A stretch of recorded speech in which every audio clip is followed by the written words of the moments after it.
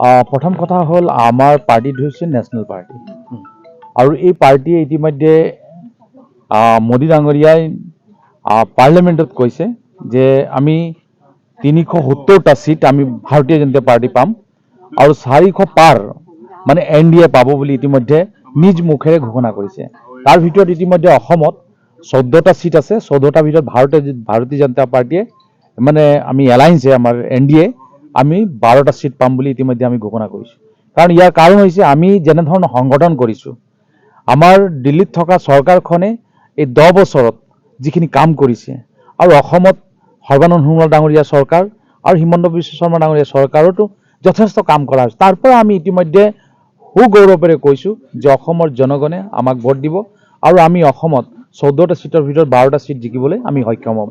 হয়, এতিয়া ইলেকশ্যন আছে, নিশ্চয় যিটো পাৰ্টিৰ হয়তো কোনো ভেটি নাই তেনেকুৱা পাৰ্টিবিলাকো ইতিমধ্যে তেওঁলোক প্ৰাৰ্থীত্ব আগবঢ়াব, কাৰণ ইলেকশ্যন আহিছে। সেইকাৰণে আপুনি কোৱা নিচিনাকৈ ইতিমধ্যে লুৰিণজ্যোতি গগৈ ডাঙৰীয়া ইতিমধ্যে কৈছে যে আমি তেওঁলোকৰ এলায়েন্সত তেওঁ থিয় হ'ব। এনেধৰণৰ কথাবিলাক আহিছে। নিশ্চয় আহি থকা দিনকেইটাত হয়তো আৰু সৰু সৰু কিছুমান পাৰ্টি হয়তো তেওঁলোক প্ৰাৰ্থীত্ব আগবঢ়াব, কিন্তু আমি ভাৰতীয় জনতা পাৰ্টি আজি তাৰিখত গোটেই ভাৰতবৰ্ষত আমাৰ সংগঠন যথেষ্ট শক্তিশালী আৰু ইতিমধ্যে প্ৰধানমন্ত্ৰী ডাঙৰীয়া কৈছে 370টা সিট 300 ধাৰা আমি ইতিমধ্যে জম্মু কাশ্মীৰৰ পৰা আমি উইড্ৰ কৰিছোঁ, পাৰ্লিয়ামেণ্টত পাছ কৰিছোঁ আৰু সেইকাৰণে 370টা আমি পামেই।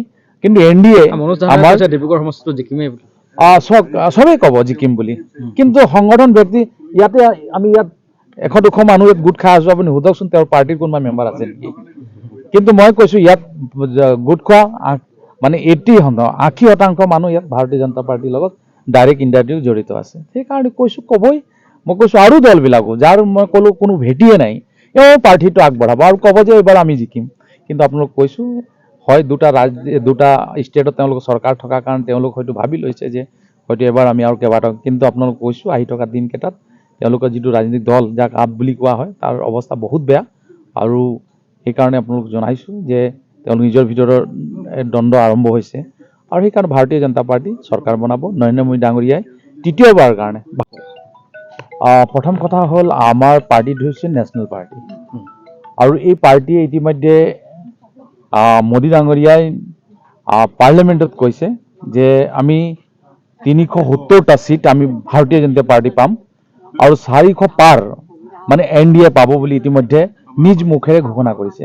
তাৰ ভিতৰত ইতিমধ্যে অসমত 14টা সিট আছে। 14টাৰ ভিতৰত ভাৰতীয় জনতা পাৰ্টিয়ে মানে আমি এলায়েন্সে আমাৰ NDA আমি 12টা সিট পাম বুলি ইতিমধ্যে আমি ঘোষণা কৰিছোঁ।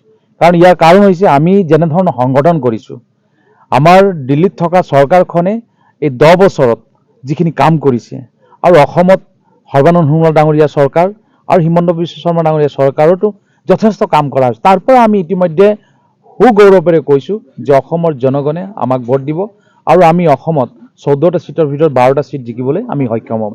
হয়, এতিয়া ইলেকশ্যন আছে, নিশ্চয় যিটো পাৰ্টিৰ হয়তো কোনো ভেটি নাই তেনেকুৱা পাৰ্টিবিলাকো ইতিমধ্যে তেওঁলোক প্ৰাৰ্থীত্ব আগবঢ়াব, কাৰণ ইলেকশ্যন আহিছে। সেইকাৰণে আপুনি কোৱা নিচিনাকৈ